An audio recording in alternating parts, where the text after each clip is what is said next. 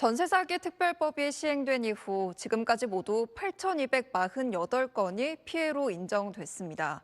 하지만 요건 가운데 하나인 사기에 대한 고의성을 입증하기가 어려워서 피해를 인정받지 못하는 사람들도 많은데요.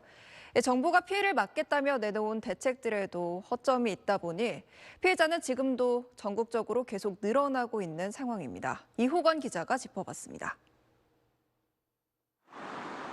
지난달 초 수원에서 발생한 대규모 전세 사기. 피해자만 400명, 피해액은 600억 원에 달합니다. 최근엔 대전에서 200명 피해가 또 추가됐습니다. 이제 좀 많이 내려놓은 상황이라서 해결하려고는 노력을 했었으나 답이 딱히 보이지 않고 특별법도 딱히 도움이 되지 않는 상황이고.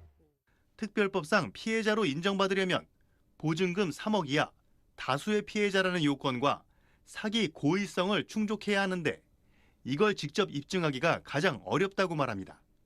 사기를 치려고 하는 건지 아니면은 그냥 평범한 임대인인데 이게 여차저차해서 상황이 안 돼서 돈을 못 갚게 되는 건지 요거를 피해자들이 어떻게 입증을 하느냐, 그것 때문에 답답한 부분이죠.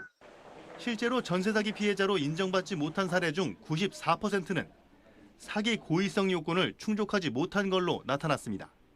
전세 사기의 근본 원인인 정보 비대칭 해소도 별로 나아지지 않았습니다. 정부가 지난 2월 악성 임대인을 걸러내겠다며 안심 전세 앱을 내놨는데 지금까지 임대인 정보 조회 건수는 10,000건이 채 되지 않습니다. 체납 이력 등을 조회하려면 집주인 사전 동의가 필요하다 보니 사용률이 저조한 겁니다. 결국 대책의 한계점을 보완하면서 동시에 근본적인 예방책 마련이 필요합니다. 그중 하나로 전세가를 집값의 70% 이하로 규제하는 전세가율 상한제 도입이 제기되는데 이 경우 임대인이 집값의 최소 30%는 자기 돈을 내게 해 무자본 갭 투자와 깡통주택을 막을 수 있습니다.